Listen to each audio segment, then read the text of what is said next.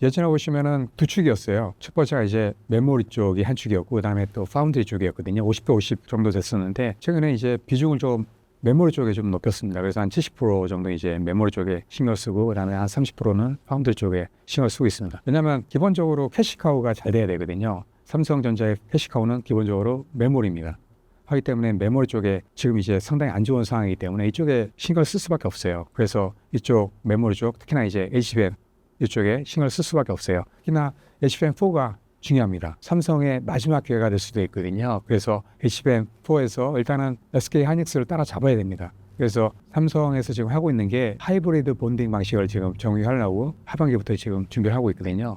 이게 MR-머프 SK 하이닉스보다는 훨씬 더 낫습니다. 기본적으로 보시면 반도체가 중요한 게 PPA라고 하는데 파워, 퍼포먼스, 에리아가 중요합니다. 이게 하이브리드 본딩 방식이 훨씬 더 맞거든요. 근데 이제 SK 하이닉스 같은 경우에는 물론 지금 연구를 하고 있습니다. 하이브리드 본딩 방식을 연구를 하고 있는데 16단까지는 일단은 MR-머프 방식으로 가겠다 이런 거예요. 근데 만약에 삼성에서 하이브리드 본딩 방식 적용해가지고 성공한다면 훨씬 더 성능이 좋아질 가능성이 있거든요. 이게 또 열의 어떤 방출도 상당히 뛰어납니다. 하기 때문에 역전의 가능성이 상당히 크거든요. 그래서 이쪽에 많이 포커스를 하고 있는 겁니다. 그래서 만약에 성공적으로 된다면 SK 하이닉스를 따라잡는 거는 되게 쉬운 문제라 이렇게 보고 있습니다. 하기 때문에 이쪽에 많이 신경을 쓰고 있고요. 또 마찬가지로 HBM4에서 역전하기 위해서는 또 그 D램 같은 경우도 중요하거든요. 이게 이제 공정에 한 단계 앞선 공정을 씁니다. SK 하이닉스 같은 경우에는 보통 1B 드램을 쓰는데 삼성 같은 경우에는 2C 드램을 씁니다. 이게 이제 공정에 한 단계 앞서거든요. 그러면은 성능이 더 좋게 나올 수 있는 거죠.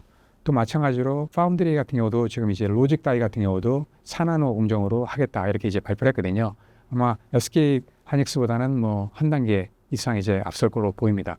그래서 삼성 파운드리하고 또 HBM 입장에서는 뭐냐면은 일단은 따라잡아야 됩니다. SK 하이닉스를. 그래서 전력 투구를 할 것 같습니다. 그래서 이번이 거의 뭐 마지막 기회다. 라고 이제 생각을 하고 있기 때문에 자본도 많이 투자를 하고 있고요. 그 다음에 또 인원도 많이 지금 이제 투입이 된 상태입니다. 그래서 어떻게든 지금 이제 HBM4에서 따라잡아야 됩니다. 그래서 많이 투자를 하고 있고요. 기회가 된다면 제가 보기에는 당장은 아닐 거지만 2년, 3년 있다가는 충분히 따라잡을 수 있는 가능성이 있거든요. SK 하이닉스가 올해까지는 아무래도 이제 매출이라든지 영업 이익률을 상당히 높을 수밖에 없어요. 이미 HBM에 대한 블랙웰 이것도 이제 주문을 다 받은 상태에 있거든요. 하다 보니까 지금 뭐 삼성이 HBM4에서 뭐 아무리 잘한다 해도 금방 물량을 뭐 많이 따오지 못합니다. 분명히 엔비디아 입장에서도 물량을 그렇게 많이 안 줄 겁니다. 처음에는 어느 정도 이제 검증을 해야 되기 때문에 그래서 물량을 조금씩 늘릴 겁니다. 하기 때문에 그게 좀 시간이 걸릴 겁니다. 그래서 제가 보기에는 뭐 금방은 되진 않지만 뭐 2년, 3년 있다 그러면은 뭐 어느 정도 삼성의 기회가 될 수 있다 이렇게 이제 보고 있습니다. 제가 보기에는 리더십이 상당히 중요할 것 같아요. 기업이라는 거는 기본적으로 누가 끌고 나가느냐 이게 중요한 거거든요. 예전에 이건희 회장 했을 때는 상당히 삼성이 잘했어요. 이건희 회장이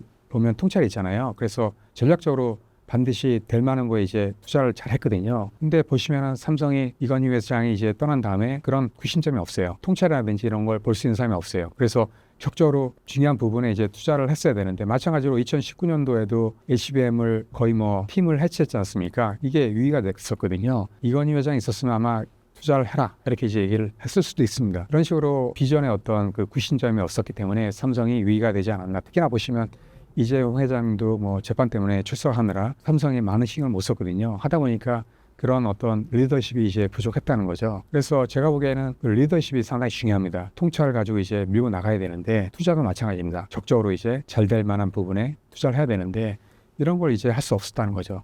그래서 기대하는 건 이제 앞으로 이제 리스크가 어느 정도 이제 해제되면 이재용 회장이 그런 역할을 해야 되지 않나 이렇게 이제 보고 있습니다.